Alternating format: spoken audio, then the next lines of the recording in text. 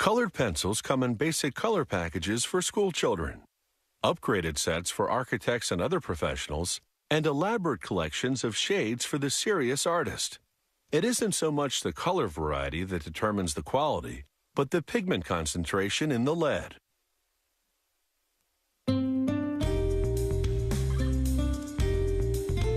The core of a colored pencil doesn't actually contain any lead. It's composed of pigments, minerals, and binding agents. This company invented a unique type of colored pencil. The lead composition is such that it allows you to brush on a bit of water after you draw to create the effect of watercolor paints.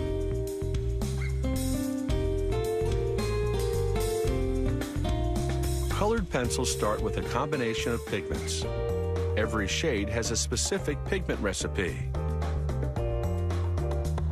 They produce a large quantity of one shade at a time. Following that color's recipe, they meticulously weigh the different portions of ingredients.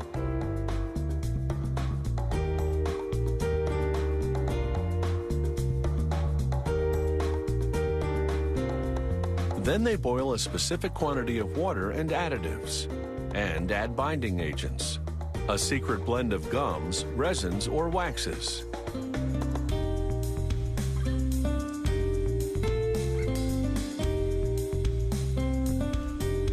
The ingredients expand in hot water, forming a paste. Workers then mix the pigments into this paste.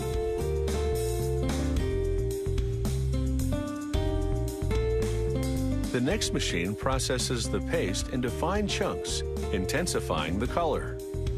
The chunks move by conveyor belt with a cylinder that compresses them, then feeds them into an extrusion machine. The extruder squeezes the paste in a continuous stream.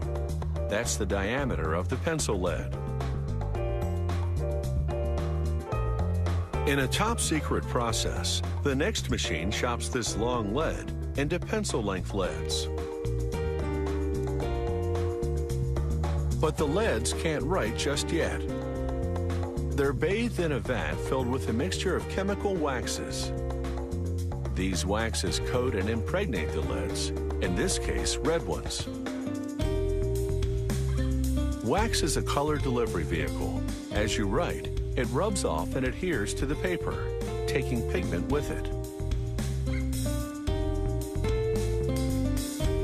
With the leads now finished, the factory subjects random samples to quality control testing, including a break test and a durability test, in which each lead must yield 100 yards of writing. This company makes its pencil bodies from cedar wood. This machine carves grooves for the leads, then coats the surface with a thin layer of glue. The planks pass under a wheel that places the leads, then through another machine that slips a second groove plank on top. The next machine carves the hexagonal shape, then slices the pencils apart.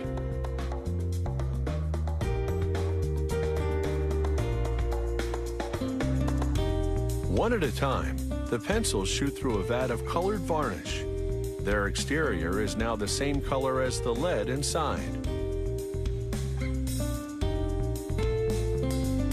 Once the varnish dries, a heat stamp burns the company name and color number into the wood, filling the lettering with colored film. Then the pencils roll across an abrasive wheel, sharpening as they go. The unsharpened end gets a cap of varnish, either in white or the same shade as the pencil lead. The factory's equipment feeds the appropriate colors to the packaging area. As the pencils slide into their grooved tray, workers visually inspect each and every one.